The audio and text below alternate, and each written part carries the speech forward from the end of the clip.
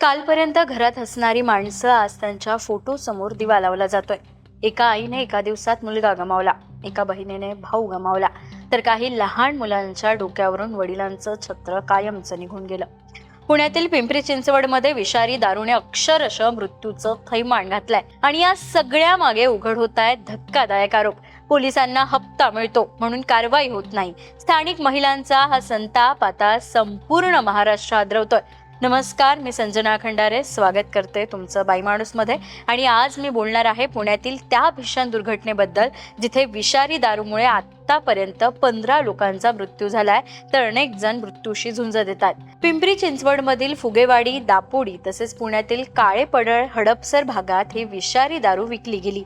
दारू प्यायल्यानंतर काही मिनिटातच लोकांच्या तोंडाला फेस येऊ लागला, उलटा सुरू झाला, काहींना चालताही येईना आणि बघता बघता अनेकांचा मृत्यू झाला. स्थानिक महिलांनी सांगितलेल्या गोष्टी ऐकून अंगावर काटा येतो. ते घरातून व्यवस्थित गेले होते, पण परत आल्यानंतर माशासारखे तडफडायला लागले. या घटनेनंतर स्थानिक महिलांचा संतापणावर झालाय. त्यांनी थेट पोलिसांवर गंभीर आरोप केले. पोलीस हप्ता घेतात, ते कारवाई काय करणार? पोलीस आले की 10 मिनिटं धंदा बंद होतो आणि ते गेले की पुन्हा सुरू होतो. या आरोपांमुळे आता प्रशासनही कठोर प्रश्नांच्या भोवऱ्यात अडकताना दिसतंय. या प्रकरणातील मुख्य आरोपी म्हणून योगेश वानखेडे याचं नाव समोर आलंय. त्याने स्पिरिटयुक्त विषारी दारू तयार करून पुणे आणि पिंपरी चिंचवडच्या विविध भागात विकल्याचा आरोप आहे. राज्य उत्पादन शुल्क विभागाने त्याला ताब्यात घेतलं असून दारूचे कॅनही जप्त करण्यात आलेत. दरम्यान महाराष्ट्राचे मुख्यमंत्री देवेंद्र फडणवीस यांनी या घटनेची गंभीर दखल घेतली आहे. दरम्यान या संपूर्ण प्रकरणानंतर पोलिसांवर गंभीर आरोप होत असतानाच आता पोलीस प्रशासनही ऍक्शन मोडमध्ये आल्याचं पाहायला मिळतंय.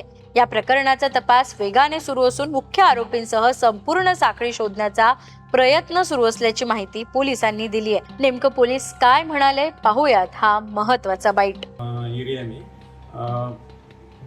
जहरीली दारू की वजह से प्रथम दर्शन ऐसा दिखता है कि 7 लोगों की मौत हुई है. इसके बारे में उनके पीएम रिपोर्ट प्राप्त होना बाकी है. डिटेल पीएम रिपोर्ट आने के बाद उसके बारे में डिटेल इंक्वायरी होगी. अब तक इस मामले में 8 लोगों को ताबे में लिया है. 5 लोगों को पुलिस विभाग ने और 3 लोगों के एक्साइज विभाग ने ताबे में लिया है. 3 लोगों पे डिफरेंट हॉस्पिटल में उपचार शुरू है. पुणे आणि पिंपरी चिंचवड मधील या विषारी दारू प्रकरणाने संपूर्ण महाराष्ट्र हादरलाय. एका चुकीमुळे अनेक निष्पाप जीव गेले, तर अनेक कुटुंबांवर दुःखाचा डोंगर कोसळलाय. या प्रकरणात आरोपींना अटक करण्यात आली असली तरीही अनेक प्रश्न अद्याप अनुत्तरित आहेत. परिसरात खुलेआम विषारी दारू विकली जात होती, तर प्रशासनाला याची कल्पना नव्हती का? आणि जर माहिती होती तर वेळेत कारवाई का नाही झाली? फॉरेन्सिक अहवालानंतर या प्रकरणात आणखी धक्कादायक खुलासे होण्याची शक्यता व्यक्त केली जाते. दरम्यान गंभीर रुग्णांवर उपचार सुरू असून या प्रकरणाचा तपास वेगाने सुरू आहे. या घटनेतील प्रत्येक अपडेट बाई माणूस तुमच्यापर्यंत पोहोचवत राहील. तोपर्यंत तुम्हाला या घटनेबद्दल काय वाटतं हे आम्हाला कमेंट करून नक्की कळवा. आणि हो, बाई माणूसच्या YouTube चॅनलला सबस्क्राईब करायला अजिबात विसरू नका. धन्यवाद.